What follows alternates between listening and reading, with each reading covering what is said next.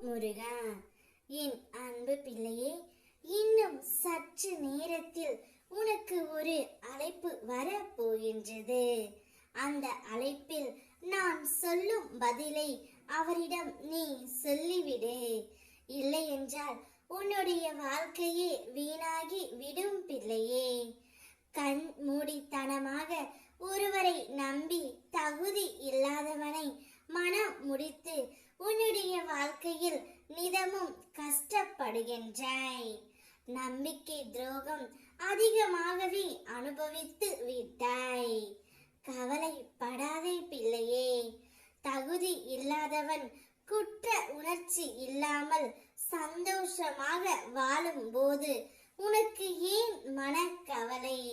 உனக்கு யாருமே இல்லை என்று ஒருபோதும் எண்ணிக்கொள்ளாதே. உன்னுடைய வாழ்க்கையில் அடுத்த கட்டத்திற்கு செல்ல வேண்டும் என்ற முடிவை தேர்வு செய்.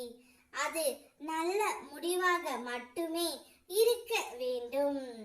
தகுதி இல்லாதவன் முன் தலை நிமிர்ந்து வாழ்ந்து காட்டு. அதுவே உன்னுடைய முயற்சி. எதையும் கண்டு மனம் வருந்திக் கொள்ள நீ முயற்சிக்காதே. இன்னும் சற்று நேரத்தில் அவரே உனக்கு அழைப்பு விடுப்பார். அந்த அழைப்பில் நான் கூறுவது போல் நீ கூறிவிடு. இத்தனை நாட்களாக நான் நிறைய கஷ்டங்களை அனுபவித்து விட்டேன்.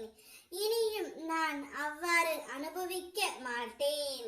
என்னுடைய வாழ்க்கையில் நீங்கள் வேண்டாம். நான் இப்படியே என்னுடைய வாழ்க்கையை பார்த்து கொள்கின்றேன். தனிமையாக இருந்தாலும் சந்தோஷமாக இருக்கின்றேன் என்று அவரிடம் நீ கூறிவிடு. மீண்டும் அதே வாழ்க்கையை தேடி ஓட முயற்சிக்காதே தங்கமே. மீண்டும் கஷ்டம்தான் படுவாய். இருக்கின்ற வாழ்க்கையை உனக்கு பிடித்த மாதிரி இருக்கட்டும். இங்கு நீ நினைக்கும் அளவுக்கு எதுவும் தவறாக போய்விடவில்லை. அதனால் அச்சம் கொள்வதை நிறுத்து பிள்ளையே. என்னை மீறி உன்னுடைய வாழ்க்கையில் எதுவும் நடந்து விடாது. நீ வீணாக கற்பனை செய்து நம்பிக்கையை இழக்காதே. உன் வேண்டுதல்கள் வீண் போகாது. நான் இருக்கின்றேன். ஒரு நல்ல விஷயம் நடக்கும் என்று நினைத்து கொண்டு இருக்கின்றாய். அது நடக்குமா நடக்காதா என்ற குழப்பத்தில் இருக்கின்றாய். அது கண்டிப்பாக நடக்கும். நான் நடத்தி தருகின்றேன்.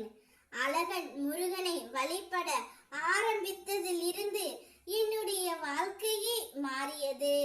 நான் நினைத்து கூட பார்க்கவில்லை. என்னை நம்பு என்று அனைவரிடமும் நீ கூறுகின்றாய். நிச்சயம் உன்னுடைய வாழ்க்கையும் மாறும் பிள்ளையே. நான் மாற்றி வைப்பேன். ஓம் முருகா.